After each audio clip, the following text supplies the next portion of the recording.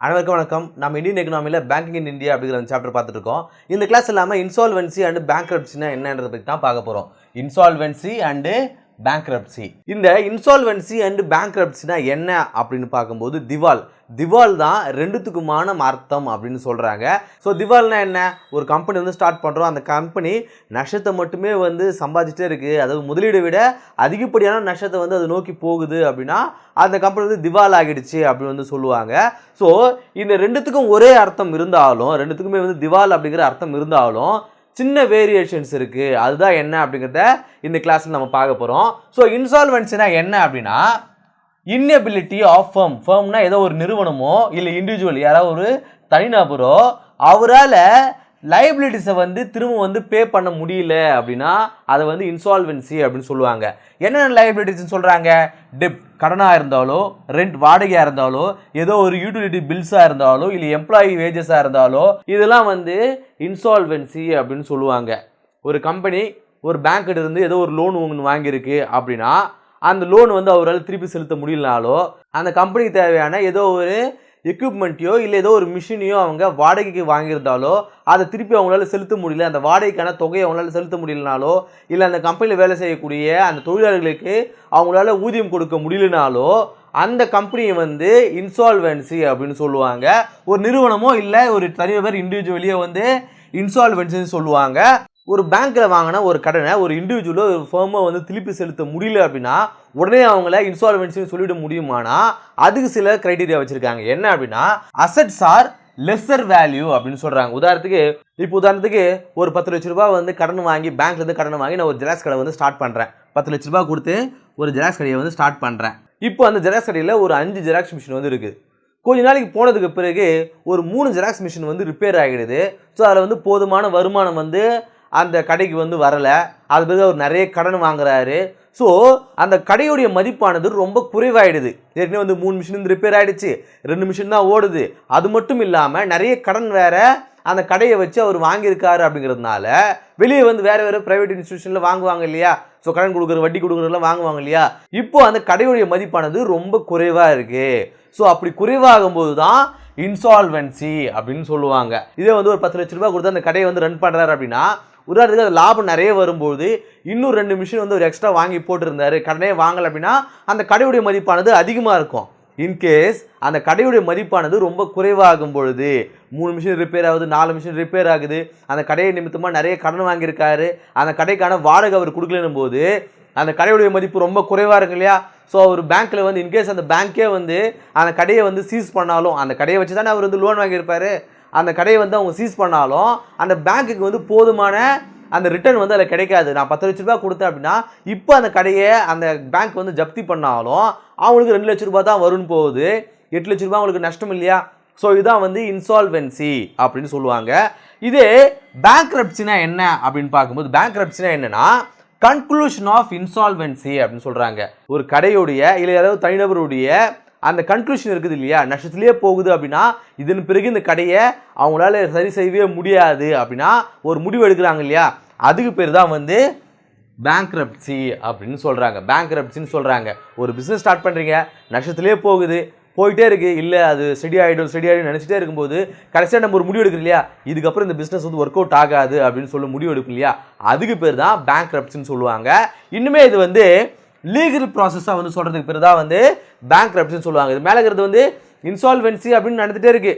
அந்த கடன் அந்த கடை வந்து நஷ்டத்திலே போய்கிட்டே இருக்குன்னா கடைசியாக ஒரு முடிவு எடுக்கிறோம் இல்லையா, அதுக்கு பேர் வந்து பேங்க்ரப்ட்சின்னு சொல்லுவாங்க.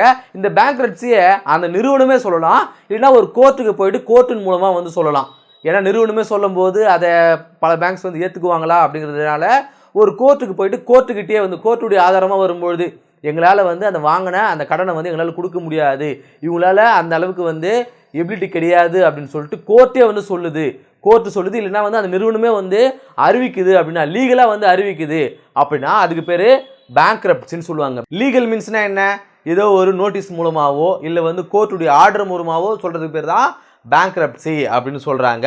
பாருங்க, இன்சால்வென்சி வந்து 2 ஆப்ஷன் சொல்றாங்க. ஒன்னு வந்து ரெக்கவரி, இல்லைனா வந்து லிக்விடேஷன் அப்படின்னு சொல்றாங்க. ரெக்கவரினா என்ன? முன்னாடி சொன்ன மாதிரி தான், ஒரு ஜெராக்ஸ் கடை இருக்கு, அது வந்து ஒரு 5 ஜெராக்ஸ் மிஷின் இருக்கு அப்படின்னா, ஒரு 3 ஜெராக்ஸ் மிஷின் வந்து ரிப்பேர் ஆயிடுச்சு, 2 மட்டும் தான் இருக்கு அப்படின்னா, அந்த நேரத்தில் அந்த கடையோட ஓனர் என்ன பண்ணலாம் அப்படின்னா, எங்கேயாவது கடன் வாங்கி இல்லை அந்த 2-3 ரிப்பேர் ஆனால் அந்த மிஷினையே வந்து திரும்ப வந்து ரிப்பேர் பண்ணி அந்த கடையை வந்து இன்னும் வேகமாக ரன் பண்ண ஆரம்பித்து நிறைய பிஸ்னஸ் ஸ்ட்ராட்டஜிஸ்லாம் வந்து யூஸ் பண்ணி அந்த கம்பெனியை வந்து அந்த கடையை வந்து திரும்ப வந்து சக்ஸஸ்ஃபுல்லாக வந்து ரன் பண்ணலாம். அது ஒரு விஷயம்.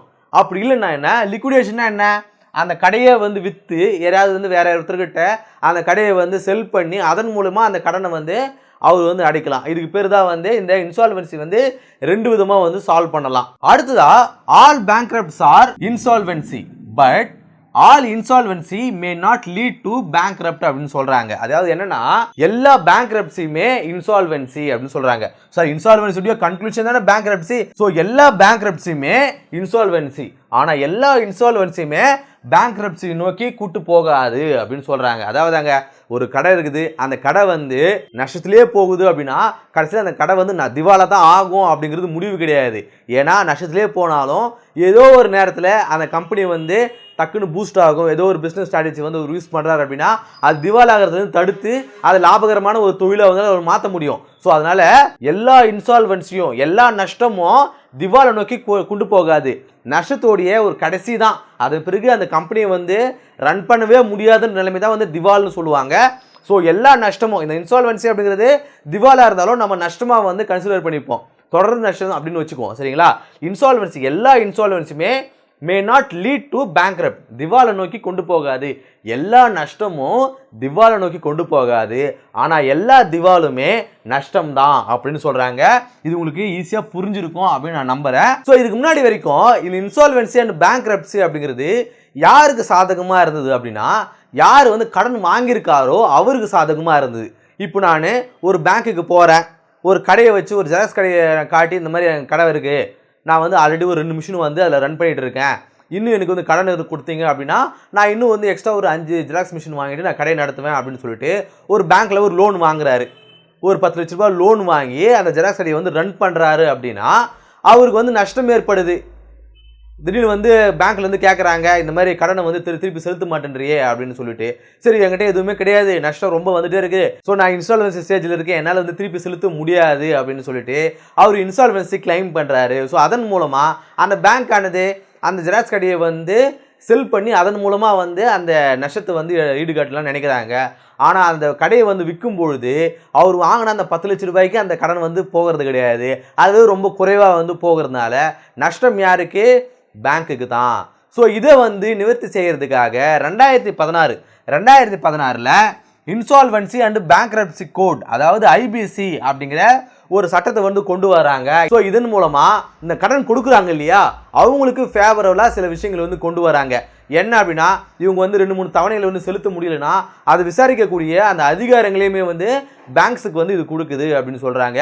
இது ஏன் வந்து இந்த சட்டத்தை வந்து கொண்டு வராங்க அப்படின்னா, இப்போ ஒரு பேங்க் ஆனது லோன் கொடுக்கும்போது தான் நிறைய புதிய தொழில்கள் வந்து ஏற்படும். இப்போ அந்த பேங்க்குக்கு வந்து நிறைய வந்து நஷ்டம் ஏற்படுதுன்னா அவங்க எதுக்காக லோன் கொடுக்க போறாங்க? நாட்டில் வந்து புதிய தொழில்கள் வந்து ஏற்படுமா, அதனால பொருளாதாரம் வந்து இன்க்ரீஸ் ஆகுமா? ஸோ இதை வந்து கட்டுக்குள்ள வைக்கிறதுக்காக தான். இப்போ நான் ஒரு பேங்க்குக்கு போகிறேன், ஒரு 1 கோடி ரூபாய் வந்து நான் கடன் வாங்குறேன், ஒரு பிஸ்னஸ் ரன் பண்ணுறேன், எனக்கு அந்த பிஸ்னஸ் வந்து திவால் ஆகிடுச்சுன்னு நான் சொல்லிட்டு என்னால் கட்ட முடியலன்னு சொல்லிட்டு நான் கையை தூக்கிட்டேன் அப்படின்னா அந்த பேங்க்கால் ஒன்றுமே பண்ண முடியாது. அந்த பிஸ்னஸ் அவங்க டேக் ஓவர் பண்ணுவாங்க, அதில் நஷ்டம் தான் அதிகமாக இருக்கும். ஸோ இவருக்கு எந்த ஒரு பாதிப்புமே கிடையாது இல்லையா?